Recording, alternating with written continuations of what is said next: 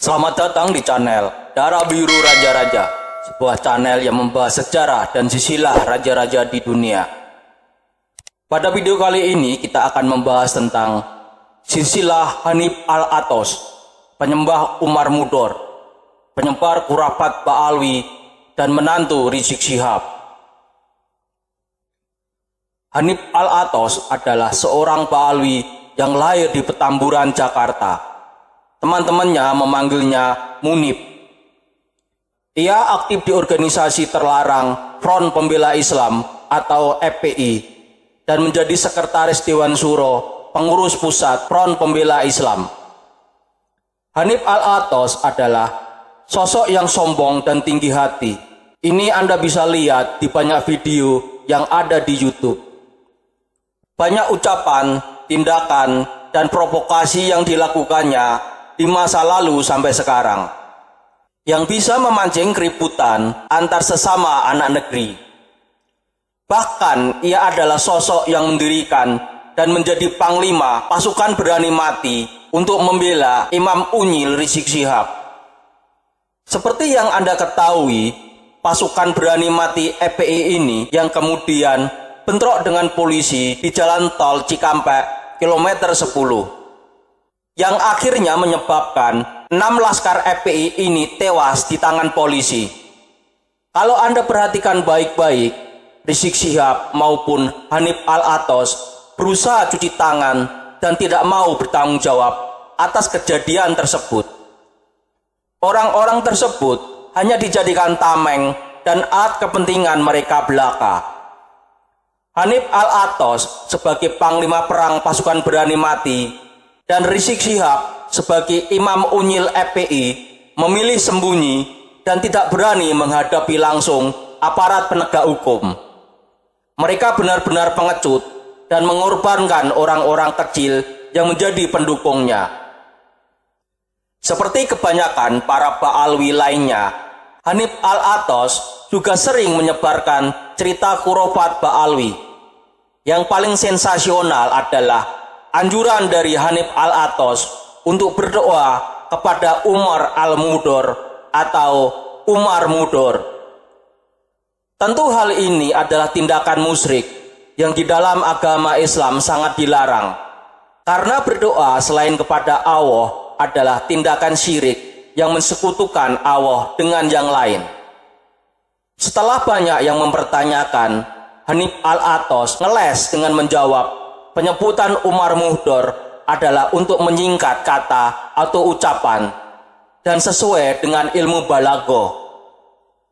Tentu jawaban ini tidak bisa diterima, karena kata Allah terdiri dari satu kata dan 5 huruf saja, sedangkan Umar Mudor terdiri dari 2 kata dan 11 huruf. Oleh karena itu, pengucapan Allah lebih mudah dan simpel daripada Umar Mudor. Alasan ilmu balaghah juga mengada-ngada dan hanya sekedar mencari-cari alasan agar terlihat bahwa dia hebat dan pintar. Padahal sebaliknya, bebal dan bodoh. Yang harus Anda pahami adalah Umar Mudor adalah putra dari Abdurrahman Assegaf. Dengan demikian, Umar Mudor adalah tokoh Ba'alwi dari generasi ke-22. Umar Mudor berarti seorang manusia biasa, seorang makhluk, dan Allah melarang kita, umat manusia, untuk menyembah atau berdoa kepada manusia atau makhluk lain. Jadi, bisa dibilang Hanif Al-Athos sudah sesat karena sudah menyembah atau berdoa kepada Umar Mudor. Ketika video-video cerita khurafat para Ba'alwi mulai disebar di masyarakat dan mulai dipertanyakan kebenarannya, Hanif Al-Athos menjawab bahwa itu adalah karomah yang dimiliki para leluhurnya, dan orang yang tidak percaya kepada karomah yang dimiliki leluhurnya adalah sesat dan bakal masuk neraka. Bahkan dia berani membandingkan cerita khurafat Ba'alwi dengan kisah Nabi Muhammad yang membelah bulan. Tentu hal ini tidak apple to apple, karena Nabi Muhammad adalah nabi, dan rasul pilihan Allah. Sedangkan Ba'alwi adalah manusia biasa, bukan siapa-siapa. Suka menceritakan kisah palsu dan suka menyombongkan dirinya sendiri dan leluhurnya. Dalam diskursus nasab palsu Ba'alwi, salah seorang Ba'alwi yang tampil membela nasab palsu mereka adalah Hanif Al-Atos. Dalam banyak kesempatan, dalam berargumen mempertahankan nasab palsu Ba'alwi, terlihat jelas bahwa si Munib ini tidak memiliki dasar argumen yang kuat dan berusaha memaksakan kehendak dan kemauannya agar orang-orang percaya kepada Ba'alwi dengan membawa-bawa Wali Songo dan ulama-ulama besar pendiri Nahdlatul Ulama. Apapun argumen Munib, ia tidak bisa menjawab kosongnya catatan sejarah selama 550 tahun. Dari Ubaidillah sampai Ali Asakron. Dia juga tidak bisa menjawab bahwa Ba'alwi yang melakukan perkawinan kafah atau perkawinan antar saudara memiliki YDNA G2 atau GM201 yang merupakan YDNA Yahudi Askenazi atau Yahudi kasar yang tinggal di daerah utara pegunungan Kaukasus. Sedangkan Nabi Muhammad yang merupakan penduduk asli kota Mekkah dan seorang suku Quraisy memiliki YDNA J1 atau JM267. Nabi Muhammad hidup sekitar 1400 tahun yang lalu. Sedangkan pertemuan YDNA G2 dan YDNA J1 sekitar 40.000 sampai 50.000 tahun yang lalu. Jika Nabi Muhammad adalah kakek bersama, maka seharusnya YDNA mereka harus bertemu sekitar 1400 tahun yang lalu. Jadi, Ba'alwi sebagai cucu Nabi dan keturunan Nabi adalah dongeng tidur dari Ali Asakron, sang pembuat dongeng Ba'alwi. Ali sendiri diberi julukan Asakron, yang artinya gila atau hilang akal atau mabuk. Jadi cerita Ba'alwi sebagai cucu Nabi diceritakan dari orang yang diberi gelar gila atau hilang akal atau mabuk. Bagaimana kita harus mempercayai ini? Silahkan Anda berpikir menggunakan otak, pikiran, dan hati Anda yang jernih. Jangan seperti Ba'alwi yang walaupun diberikan otak, tapi mereka lebih memilih seperti ubur-ubur yang tidak memiliki otak ketika mereka membicarakan nasab palsu mereka. Silsilah Hanif Al-Atos. Ini adalah silsilah Hanif Al-Atos. Kita bahas silsilahnya dari awal sampai akhir dulu. Setelah itu, kemudian kita bahas keanehan-keanehan yang ada di silsilah ini. Nabi Muhammad diperkirakan lahir pada tahun Gajah, wafat pada usia 63 tahun. Di tahun 11 tahun Hijriah, beliau memiliki istri pertama bernama Siti Khadijah, yang diperkirakan lahir pada tahun 20 sebelum tahun Gajah, dan wafat pada usia 64 tahun. Di tahun 44 tahun Gajah. Dari pernikahan Nabi Muhammad dan Siti Khadijah memiliki 6 anak. Salah satunya adalah Siti Fatimah. Siti Fatimah lahir pada tahun 35 tahun Gajah. Wafat pada usia 28 tahun. Di tahun 11 tahun Hijriah. Beliau menikah dengan Ali bin Abu Thalib, yang sebenarnya adalah pamannya. Karena Ali bin Abu Thalib adalah sepupu dari Nabi Muhammad. Ali bin Abu Thalib lahir pada tahun 30 tahun Gajah. Wafat pada usia 62 tahun. Di tahun 40 Hijriah. Dari pernikahan Ali bin Abu Thalib dan Siti Fatimah memiliki 5 anak. Salah satunya adalah Husain. Husain lahir pada tahun 4 tahun Hijriah. Gugur pada usia 60 tahun. Di tahun 64 tahun Hijriah.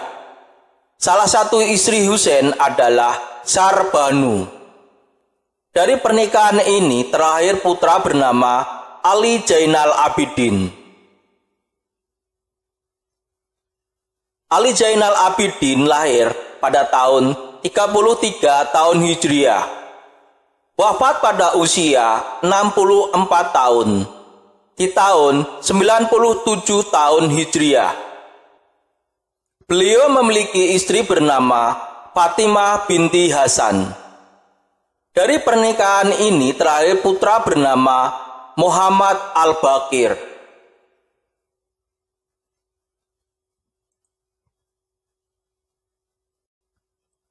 Muhammad Al-Baqir lahir pada tahun 59 tahun Hijriah. Wafat pada usia 55 tahun. Di tahun 114 tahun Hijriah. Beliau memiliki istri bernama Ummi Farwa. Dari pernikahan ini terlahir putra bernama Ja'far Shadiq. Ja'far Shadiq lahir pada tahun 80 tahun Hijriah. Wafat pada usia 68 tahun. Di tahun 148 tahun Hijriah. Ja'far Shadiq memiliki putra bernama Ali Al-Uraidi. Ali Al-Uraidi lahir pada tahun 145 tahun Hijriah. Wafat pada usia 65 tahun. Di tahun 210 tahun Hijriah. Ali Al-Uraidi memiliki putra bernama Muhammad An-Naqib. Muhammad An-Naqib lahir pada tahun 200-an tahun Hijriah. Wafat pada usia 50 tahun. Di tahun 250-an tahun Hijriah. Muhammad An-Naqib memiliki putra bernama Isa Ar-Rumi.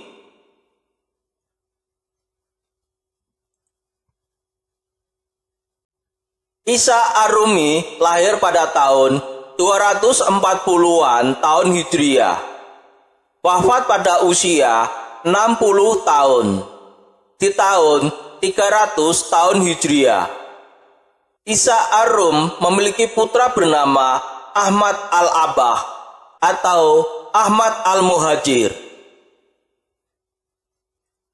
Ahmad Al-Abah atau Ahmad Al-Muhajir lahir pada tahun 260 tahun Hijriah. Wafat pada usia 85 tahun.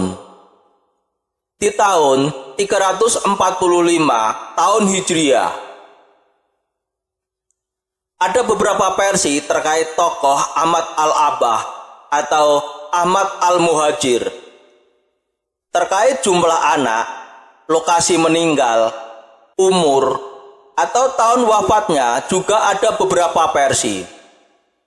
Kita ikuti aja versi orang Ba'alwi.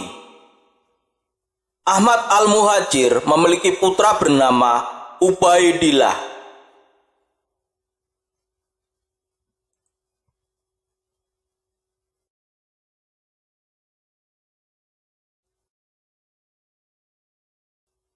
Ubaidillah lahir pada tahun 320-an tahun Hijriah. Wafat pada usia 60-an tahun. Di tahun 383 tahun Hijriah. Ubaidillah memiliki putra bernama Alwi Awal atau Ali Al-Mubtakir. Alwi Awal atau Alwi Al-Mubtakir lahir pada tahun 350-an tahun Hijriah. Wafat pada usia 50-an tahun. Di tahun 400-an tahun Hijriah. Alwi Al-Mutabkir memiliki putra bernama Muhammad Maula As-Sawma'ah. Muhammad Maula As-Sawma'ah lahir pada tahun 390 tahun Hijriah. Wafat pada usia 56 tahun. Di tahun 446 tahun Hijriah. Muhammad Maula As-Sawma'ah memiliki putra bernama Alwi Sohib Baiti Jubair. Alwi Sohib Baiti Jubair lahir pada tahun 450-an tahun Hijriah. Wafat pada usia 60 tahun. Di tahun 512 tahun Hijriah. Alwi Sohib Baiti Jubair memiliki putra bernama Ali Khalil Qosam.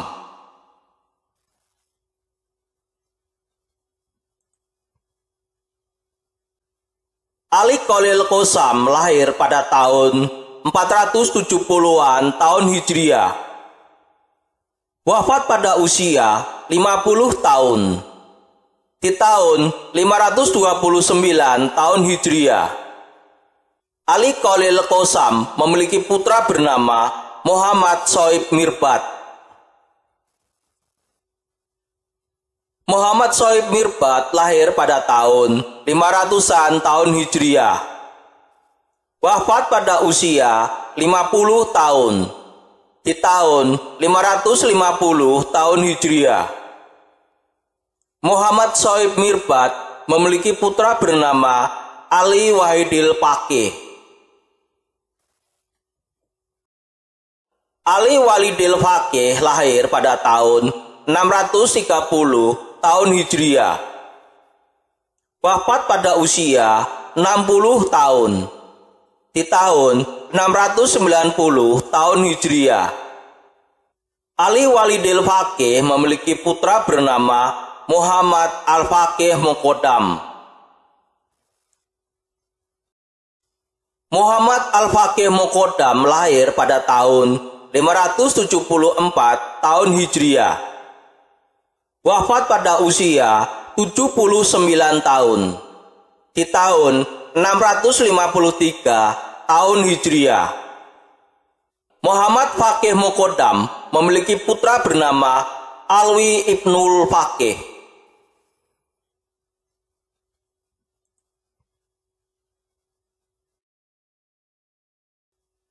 Alwi Ibnul Faqih lahir pada tahun 600-an tahun Hijriah. Wafat pada usia 69-an tahun. Di tahun 669-an tahun Hijriah. Alwi Ibnul Faqih memiliki putra bernama Ali. Ali lahir pada tahun 650-an tahun Hijriah.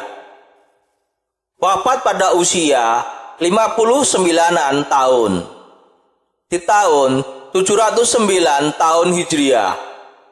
Ali memiliki putra bernama Muhammad Maulad Da'awilah. Muhammad Maulad Da'awilah lahir pada tahun 705 tahun Hijriah. Wafat pada usia 60 tahun. Di tahun 765 tahun Hijriah. Muhammad Maulad Da'awilah memiliki putra bernama Abdurrahman Assegaf. Abdurrahman Assegaf lahir pada tahun 739 tahun Hijriah. Wafat pada usia 80 tahun. Di tahun 819 tahun Hijriah. Abdurrahman Assegaf memiliki putra bernama Abdullah.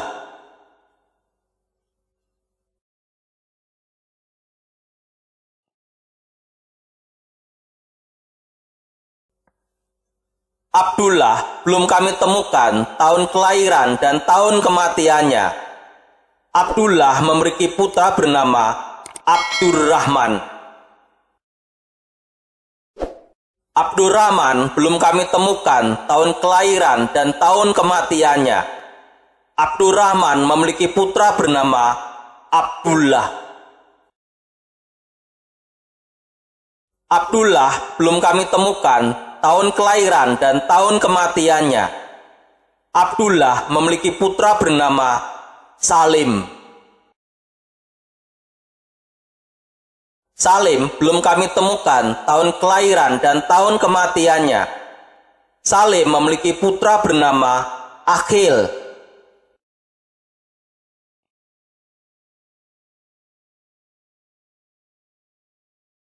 Akhil belum kami temukan tahun kelahiran dan tahun kematiannya. Akhil memiliki putra bernama Abdurrahman. Abdurrahman belum kami temukan tahun kelahiran dan tahun kematiannya. Abdurrahman memiliki putra bernama Umar Al-Atos. Umar Al-Atos lahir pada tahun 992 tahun Hijriah atau 1572 tahun Masehi. Lahir di desa Liks dekat kota Inat, Hadramaut, dan meninggal di desa Nafun pada hari Kamis tanggal 23 Rabiul Akhir 1072 tahun Hijriah atau 16 Desember 1652 tahun Masehi. Umar bin Abdurrahman Al-Atos menggubah ratib yang diberi nama Asizul Manalwa Fatu Babil Wisal atau Anugerah Agung dan Pembuka Pintu Tujuan yang dikenal dengan nama Robitul Atas. Umar Al-Atos adalah orang pertama yang menggunakan gelar Al-Atos, dan kemudian nama itu digunakan sebagai nama keluarga oleh para anak dan keturunannya. Umar memiliki putra bernama Abdurrahman. Abdurrahman belum kami temukan tahun kelahiran dan tahun kematiannya. Abdurrahman memiliki putra bernama Syaikon.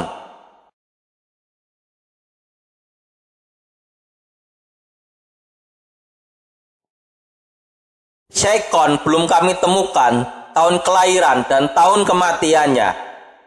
Syaikon memiliki putra bernama Abdul Qadir. Abdul Qadir belum kami temukan tahun kelahiran dan tahun kematiannya. Abdul Qadir memiliki putra bernama Muhammad. Muhammad belum kami temukan tahun kelahiran dan tahun kematiannya. Muhammad memiliki putra bernama Soleh. Soleh belum kami temukan tahun kelahiran dan tahun kematiannya. Soleh memiliki putra bernama Idrus.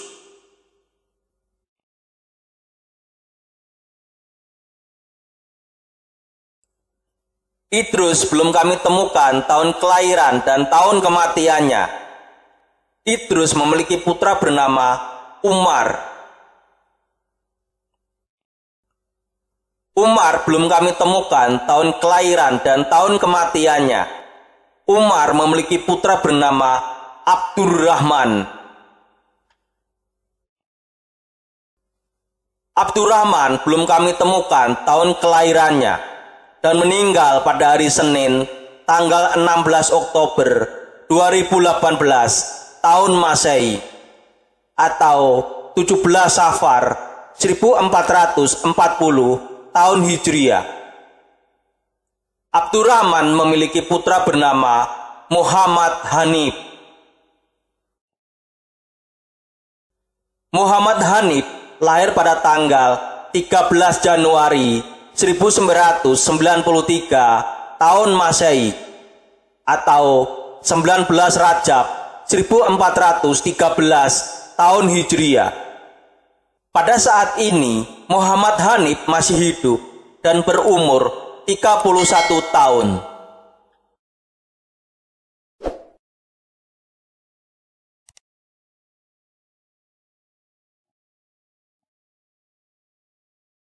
Keanehan silsilah Hanif Al-Athos. 1. Jumlah tokoh dalam silsilah.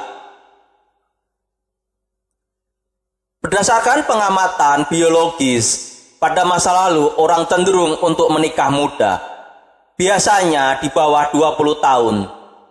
Dan secara statistik, sebagian besar orang memiliki anak pada usia 20 sampai 33 tahun.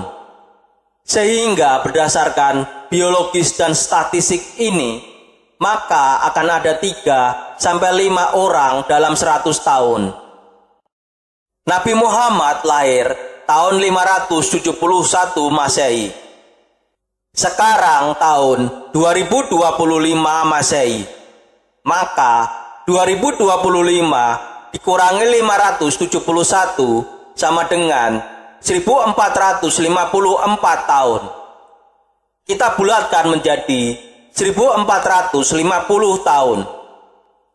Kemudian kita bagi 20, 25, dan 33 untuk mengetahui jumlah tokoh atau generasi.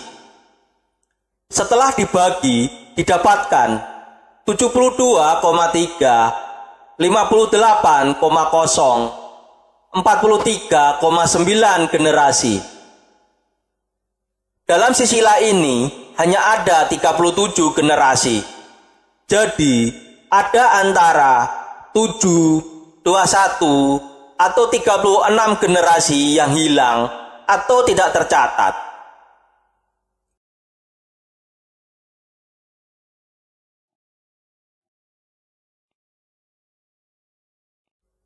Dalam silsilah ini saya kelompokkan dalam 3 kolom. Di kolom pertama adalah tokoh yang terkenal, terbukti secara historis, dan memiliki buku sebagai bukti bahwa tokoh ini ada.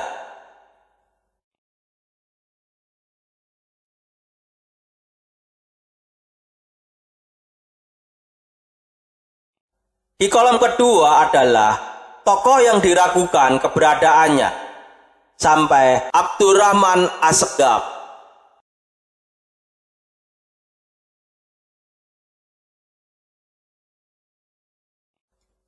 Di kolom ketiga adalah orang-orang setelah Abdurrahman As-Segaf.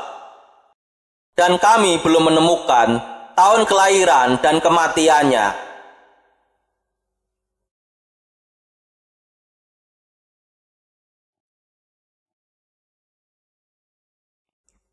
Pada kolom pertama berjarak waktu 278 tahun dengan jumlah tokoh 9 orang, sehingga jarak umur antara ayah ke anak adalah 278 tahun dibagi 9 orang, sama dengan 30,88 tahun per generasi. Jadi di kolom pertama ini masih masuk akal secara statistik dan biologis.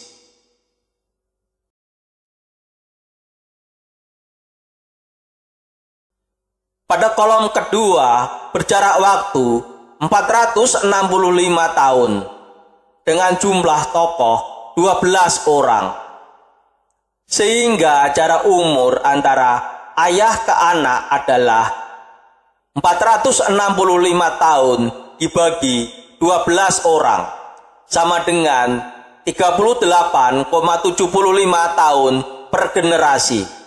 Jadi, di kolom kedua ini tidak masuk akal secara statistik dan biologis.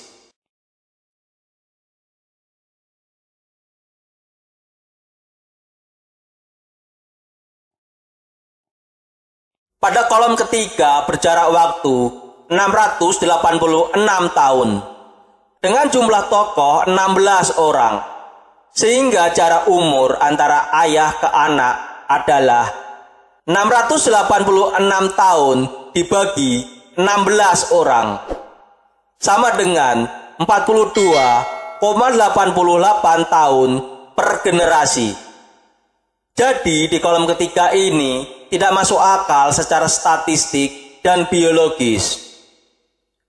Jadi pada kolom kedua dan ketiga ada tokoh yang kemungkinan hilang atau tidak tercatat di sisilah. Ini juga menjadi bukti bahwa ketika Ali Asakron mencangkokkan sisilah mereka ke sisilah Nabi, mereka tidak memperhitungkan jumlah tokoh atau generasi dalam sisilah mereka.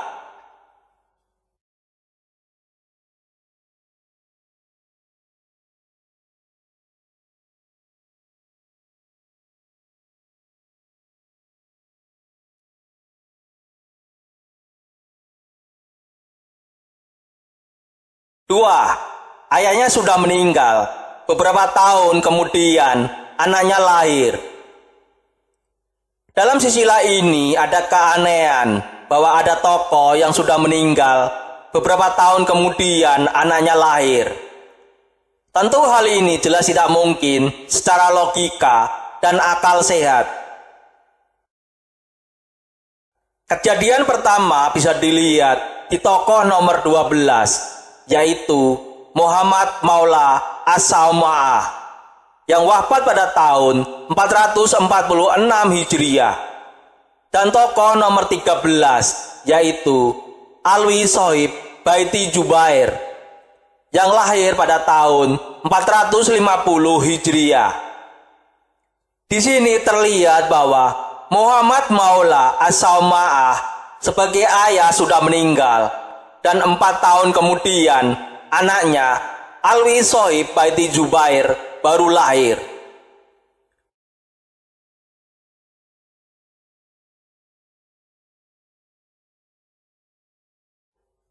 Kejadian kedua bisa dilihat di tokoh nomor 15, yaitu Muhammad Sohib Mirbat yang wafat pada tahun 550 Hijriah. Dan tokoh nomor 16 yaitu Ali Walidil Faqih yang lahir pada tahun 630 Hijriah. Di sini terlihat bahwa Muhammad Sohib Mirbat sebagai ayah sudah meninggal, dan 80 tahun kemudian anaknya Ali Walidil Faqih baru lahir. Kedua kejadian ini, anak yang lahir setelah ayahnya wafat, tentu tidak mungkin secara biologis dan akal sehat.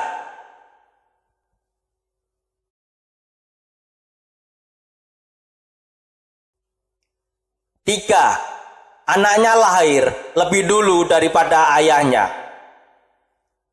Di sisilah ini terdapat anak yang lahir lebih dulu daripada ayahnya.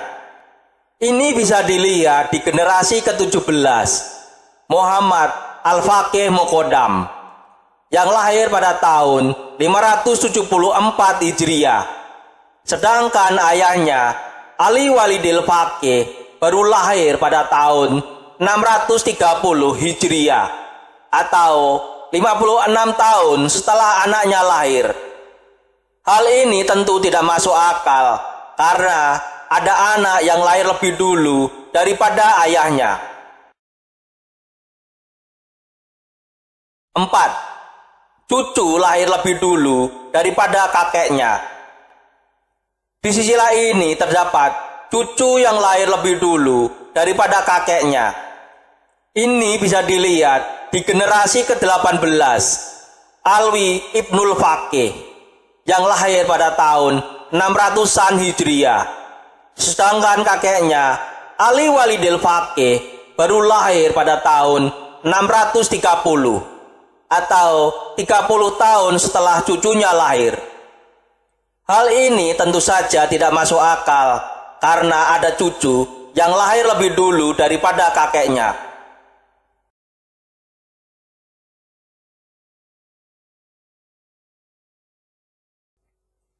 Lima, cucu dan kakek tidak pernah berjumpa. 21 dari 40 generasi yang diketahui tahun lahir dan tahun kematiannya, terdapat 13 generasi tak pernah melihat atau mengenal kakeknya secara langsung. Hal ini tentu tidak menjadi isu yang menarik jika hanya terjadi pada 1 atau 2 generasi. Akan tetapi, ketika ada banyak lintas generasi seperti ini, maka patut untuk kita jadikan perhatian dan penelitian. Adanya jarak antara kematian kakek dan kelahiran cucu biasanya digunakan untuk mencari di mana tokoh atau generasi yang kemungkinan hilang atau tidak tercatat. Mereka adalah Ali Al-Uraidi, Muhammad An-Nakib,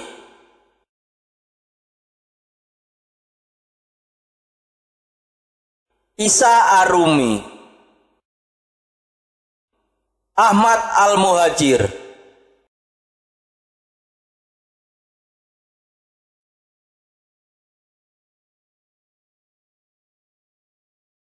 Ubaidillah, Alwi Al-Mubtakir, Muhammad Maula As-Sauma'ah, Alwi Sohib Baiti Jubair,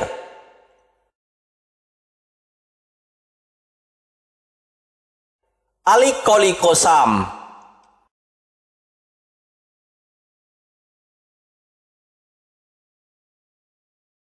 Ali Walidil Faqih, Muhammad Al-Faqih Muqaddam,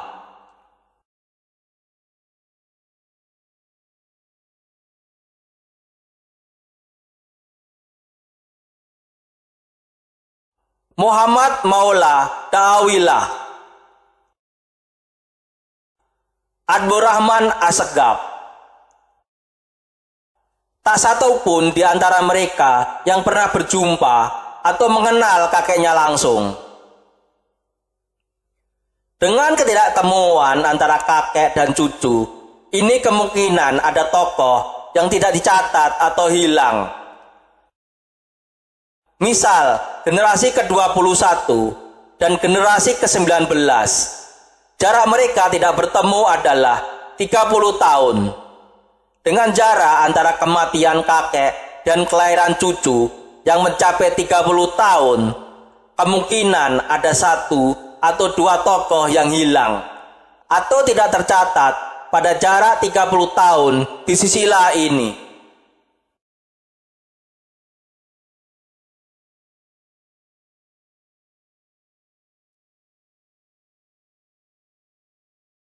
Enam, umur tokoh yang cenderung genap.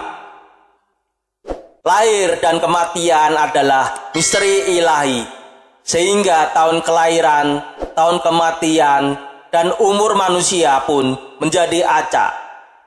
Pada sisilah ini ada keanehan, karena umur mereka kebanyakan berakhir angka 0 atau 5. Dari 22 tokoh yang diketahui umurnya, ada 11 orang yang umurnya berakhiran angka 0, terutama berumur 60 tahun. Dan ada 3 orang yang umurnya berakhiran angka 5. Karena setidaknya ada 11 generasi yang umurnya berakhiran angka 0, maka muncul pertanyaan, apakah tahun kelahiran dan kematian mereka nyata? Apakah umur mereka nyata? Atau hanya dipaksakan agar antar tokoh saling menyambung dengan tokoh sebelum dan sesudahnya? Atau ini hanya kesalahan tulis atau pengetikan semata? Terlihat bahwa mereka menulis tahun kelahiran dan kematian mereka secara asal-asalan dan tidak berdasar dengan kenyataan historis dari tokoh tersebut.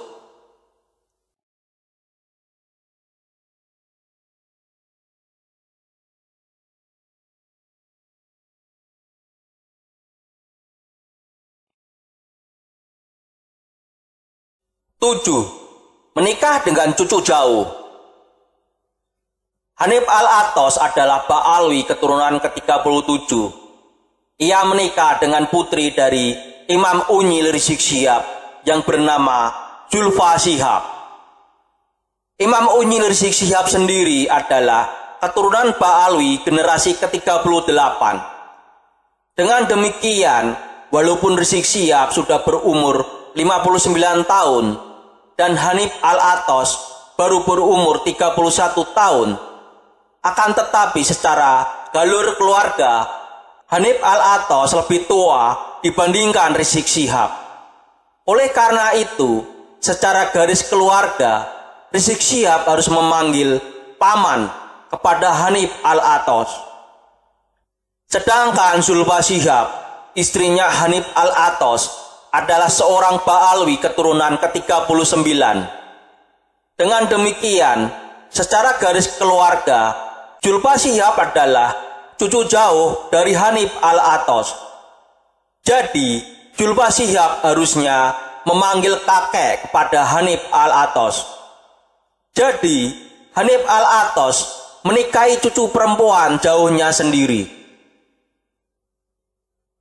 Dari uraian ini bisa ditarik kesimpulan bahwa silsilah Hanif Al-Athos ini banyak mengandung kesalahan dan keanehan.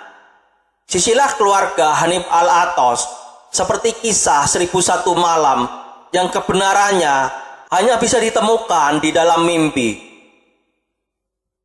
Demikian video tentang silsilah Hanif Al-Athos, penyembah Umar Mudor, penyebar khurafat Ba'alwi, dan menantu Rizik Syihab.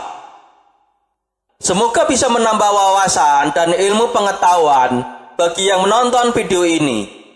Sampai jumpa lagi di video berikutnya. Terima kasih.